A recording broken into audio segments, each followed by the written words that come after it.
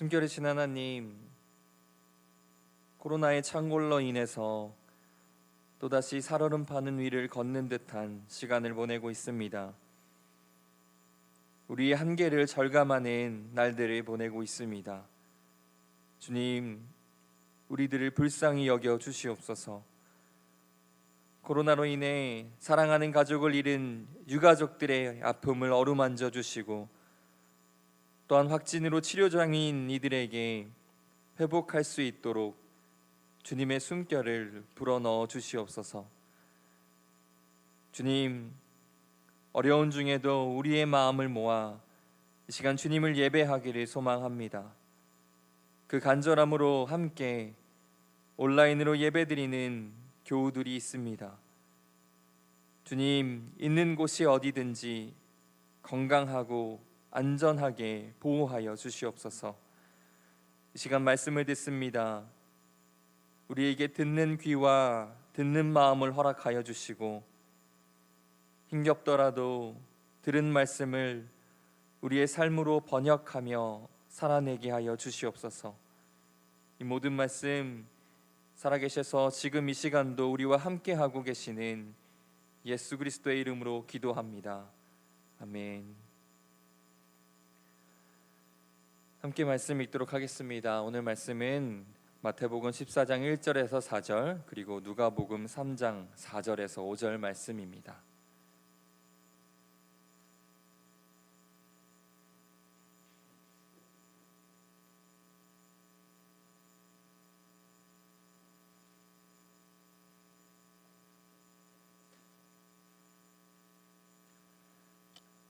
다 찾으셨으면 함께 봉독하도록 하겠습니다. 그때에 헤롯이 소문을 듣고 그 신하들에게 이르되, 이는 세례 요한이라. 그가 죽은 자 가운데서 살아났으니 그러므로 이런 능력이 그 속에서 역사하는도다 하더라. 전에 헤롯이 그 동생 빌립의 아내 헤로디아의 일로 요한을 잡아 결박하여 옥에 가두었더니, 이는 요한이 헤롯에게 말하되 당신이 그 여자를 차지한 것이 옳지 않다 하였음이라. 누가복음 3장 4절 5절 말씀도 함께 읽겠습니다. 광야에서 외치는 자의 소리가 있어 이르되, 너희는 주의 길을 준비하라. 그의 오시기를 곧게 하라. 모든 골짜기가 메워지고 모든 산과 작은 산이 낮아지고 굽은 것이 곧아지고 험한 길이 평탄하여질 것이요. 아멘. 주님의 은총과 평화가 이 시간 온라인으로 예배드리시는 모든 교우님들과 함께 하시기를 소망합니다. 최근 교회와 관련된, 그리고 사회 약자들에 관련된 여러 가지 안 좋은 기사와 슬픈 뉴스들을 접했습니다. 그 수많은 이야기들 가운데에 참 안타까운 마음이 들면서도 또 한편으로는 계속해서 성경 속의 한 인물이 떠올랐습니다. 바로 오늘 말씀의 주인공인 세례 요한입니다.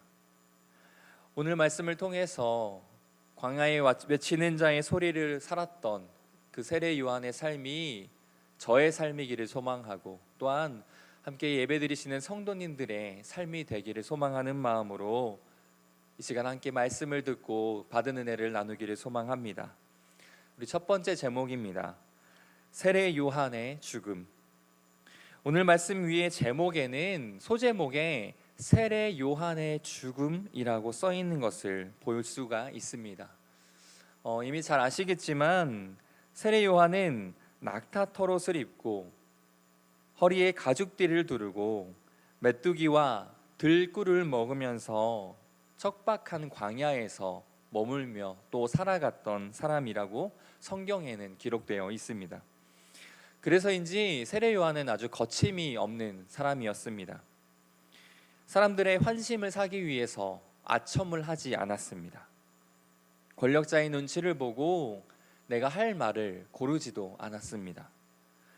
오히려 가진 사람들에게는 없는 이들과 나누며 살라고 이야기했고, 또 세리들에게는 정해진 것보다 더 많은 세금을 받지 말라고 이야기했습니다.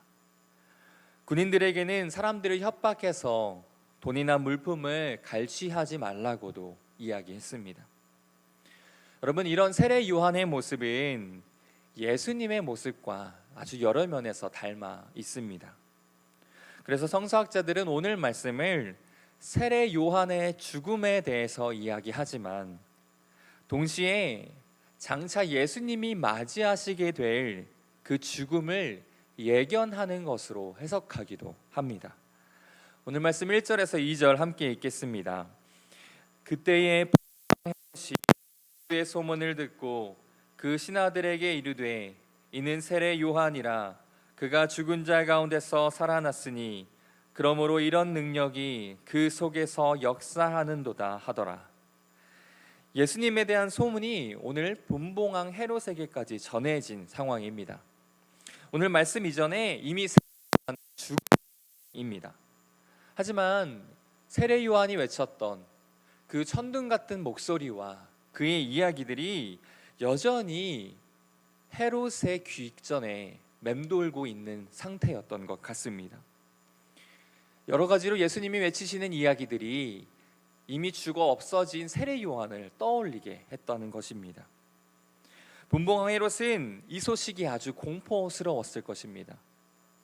어쩌면 예수가 자신이 처형했던 세례 요한이 다시 살아난 것일지도 모른다는 생각도 했던 것 같습니다. 여러분, 엄청난 권력을 가진 왕이 그 전에 겪어보지 못했던 공포와 두려움에 사로잡히게 된 것입니다. 헤롯은 이 공포와 두려움이라는 감옥 안에 자기 스스로를 가두게 되었습니다. 이 헤롯의 마음속에 생긴 감옥의 창살은 그 전에 헤롯이 했던 악행들로 인해서 그 마음 가운데 생긴 것이었습니다. 헤롯은 자기의 왕권을 강화하기 위해서 사람들을 핍박하고 고혈을 짜내는 일들을 마다하지 않았습니다. 헤롯은 다른 사람들을 사람이 아니라 수단으로 삼았던 사람입니다. 그렇게 헤롯은 자신의 과거 행동들이 자꾸만 떠올라서 자신의 마음 가운데 두려움과 공포라는 창살 안에 갇히게 되었다는 것입니다. 그런데 여러분, 무엇이 헤롯을 이토록 다른 사람들을 학대하고 유린하는 폭군으로 만들었던 것일까요? 두 번째 제목을 함께 읽겠습니다. 분봉왕 헤롯의 탐욕. 3절 4절 말씀입니다. 전에 헤롯이 그 동생 빌립의 아내 헤로디아의 일로 요한을 잡아 결박하여 옥에 가두었더니 이는 요한이 헤롯에게 말하되 당신이 그 여자를 차지한 것이 옳지 않다 하였음이라.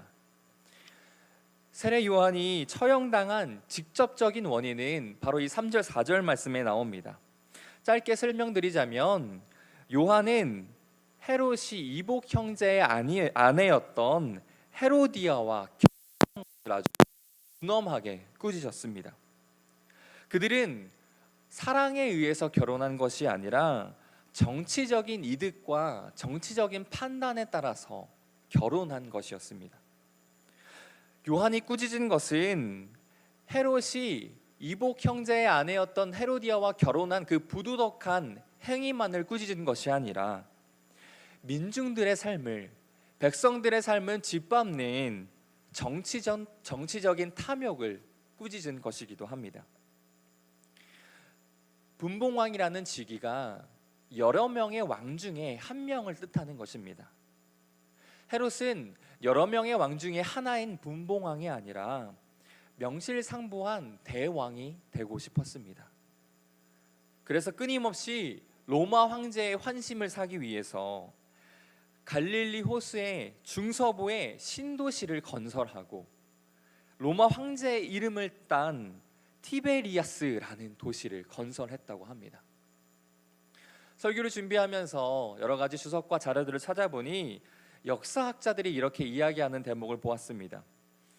역사학자들은 도시를 건설하기 위한 이 티베리아스라는 신도시를 건설하기 위한 비용을 충당하기 위해서 헤롯이 갈릴리의 어부들에게 아주 무거운 세금을 부과했다고 이야기합니다.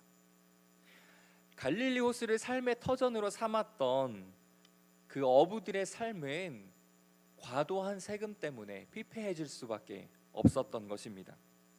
그리고 또 하나의 증언으로는 이것도 모자라서 헤롯은 물고기를 가공하는 공장을 세웠다고 합니다.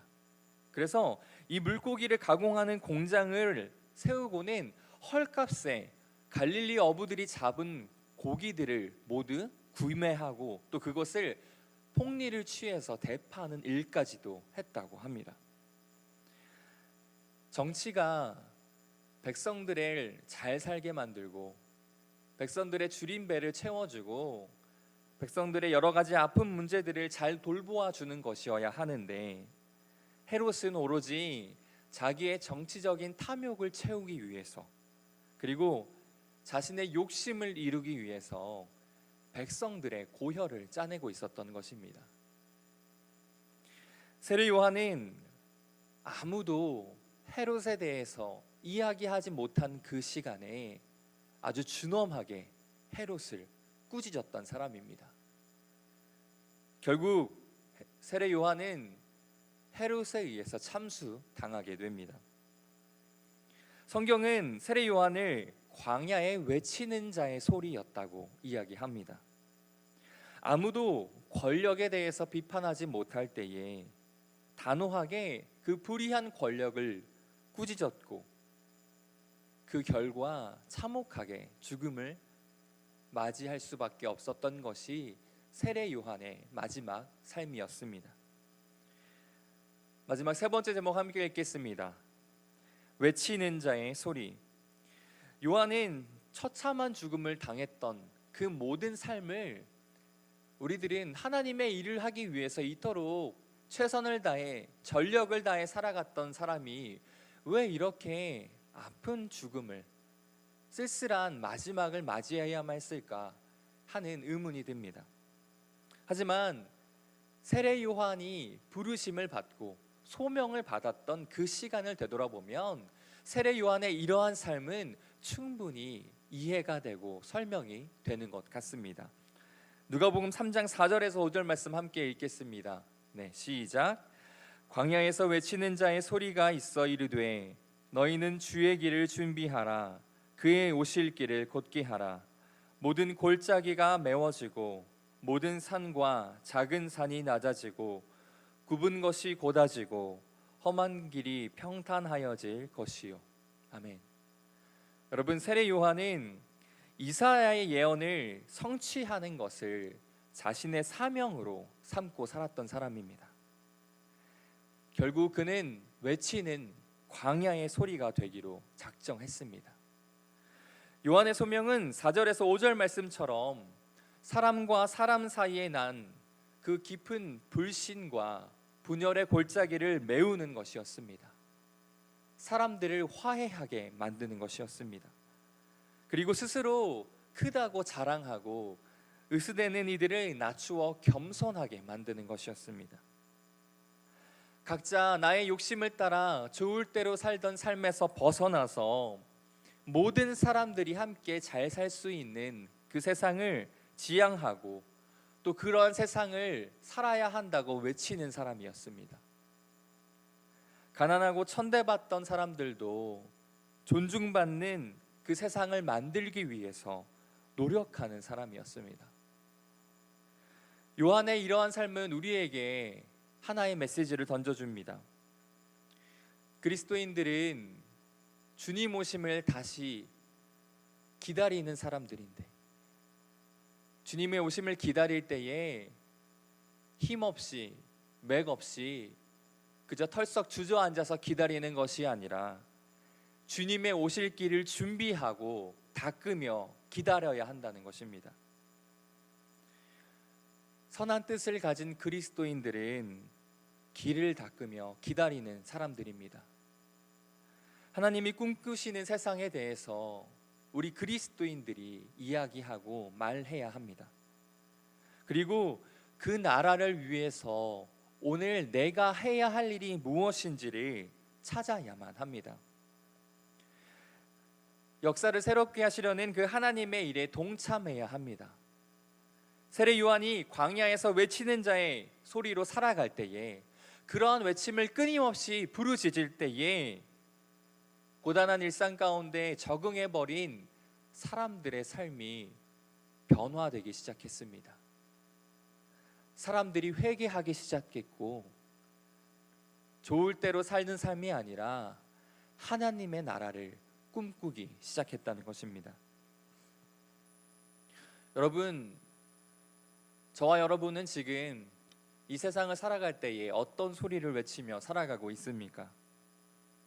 하나님의 영에 붙들려서 골짜기를 메우고 산과 언덕을 평평하게 하고 굽은 것을 곧게 하고 험한 길을 평탄하게 하는 삶을 살아갈 때에 우리는 그 사람을 예수 그리스도의 제자라고 이야기할 수 있을 것입니다. 성경은 세례 요한의 죽음을 통해서 오늘 우리들에게도 역사를 새롭게 하시는 하나님의 일에 동참하라고 초대하고 계십니다. 말씀을 마치겠습니다. 하나님께서는 불의를 고발하는 요한과 같은 사람들을 찾고 계십니다. 또한 연약한 이들의 가슴에 그들의 지쳐버린 삶에 활력을 불어넣는 사람들을 찾고 계십니다. 비록 이 길이 너무나 멀지만, 우리가 갈 길이 너무나 요원해 보이지만 우리는 그 삶을 포기해서는 안 됩니다. 우리 그리스도인들이 광야에 외치는 자의 소리가 되어 이 세상 가운데 살아갈 때에 하나님께서는 우리들을 통해 하나님의 나라를 이 땅 가운데 이루어 가실 것입니다. 특별히 오늘 우리의 현실이 너무나 어둡습니다. 계속되는 코로나 변형 바이러스 때문에 한치 앞도 내다볼 수 없게 되었습니다. 코로나라는 이 어두움의 터널을 지나고 있는 우리 마음 가운데도 주님이 주시는 그 소망의 밝은 빛이 비춰지기를 원합니다. 또한 그 희망을 붙잡고 어려운 세상 가운데에 빛과 소금으로 살아가시는 저와 여러분이 되기를 소망합니다. 우리 함께 결단하는 마음으로 주의 나라 함께 찬양하겠습니다.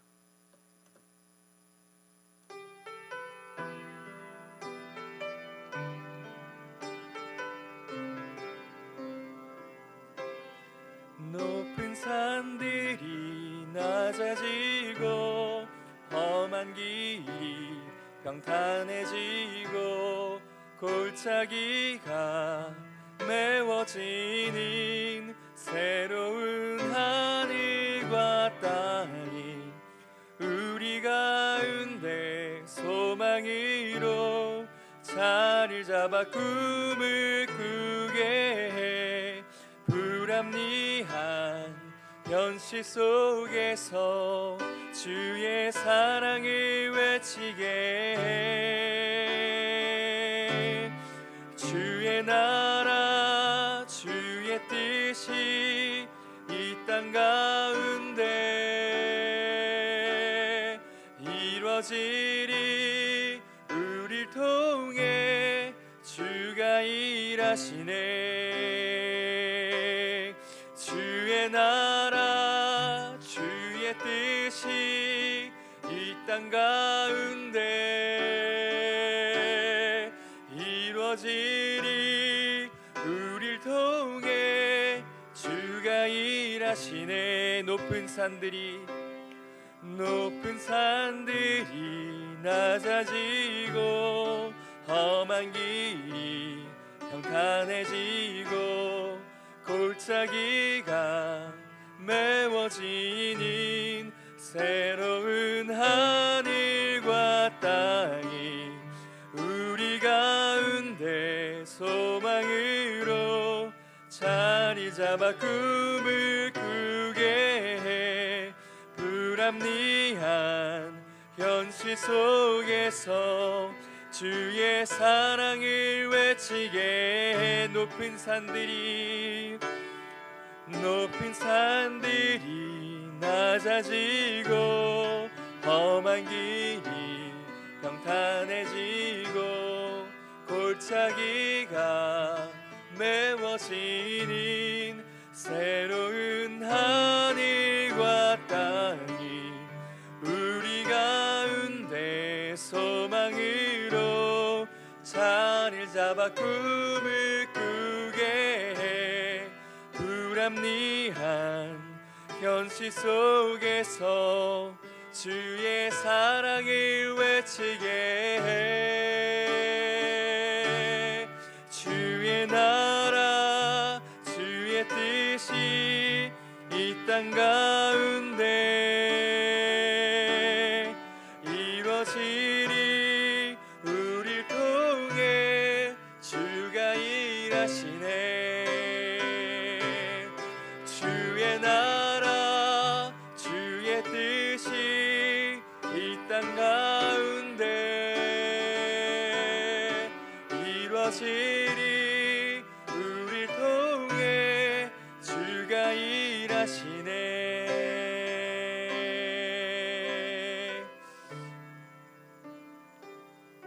숨결이신 하나님,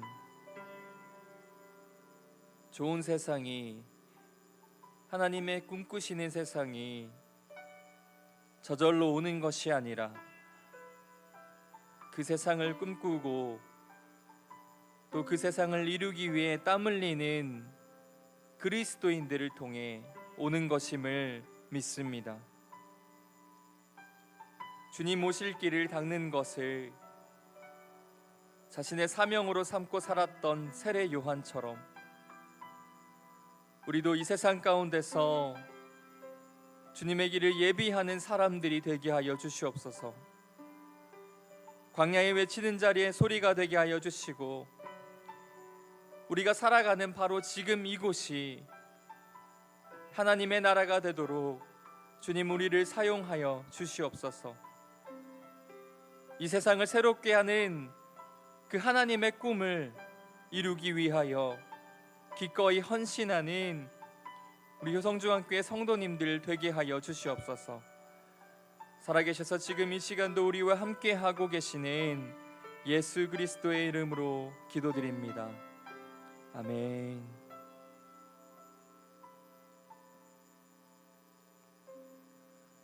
광고하겠습니다. 지난주 금요일을 마지막으로 카타콤 기도회는 종료되었습니다. 카타콤 찬양 집회는 본래 이번 주에 예정되어 있었는데 코로나 4단계 거리두기 지침에 따라서 금요 기도회가 다시 시작되는 날 재개하도록 하겠습니다.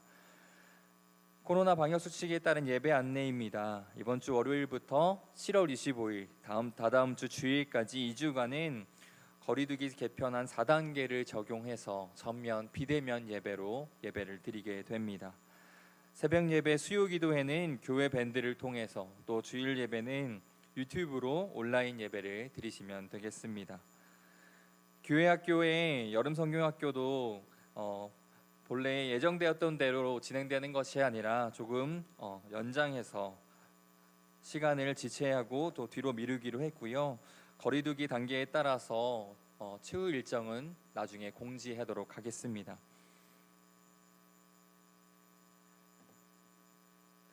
제가 축도함으로 수요 기도회를 마치도록 하겠습니다. 이제는 우리 주 예수 그리스도의 은총과 아버지 하나님의 지극하신 사랑하심과 주님의 마음을 품고 살아가도록 도우시는 성령님의 은혜와 역사하심이 이 시간 온라인으로 주님을 예배하는 교우들과 저들의 가정과 일터 위에 광야에 외치는 자의 소리로 살아가기를 결단하는 모든 성도님들 머리 위에 이제로부터 영원토록 함께 하시기를 간절히 축원하옵나이다. 아멘.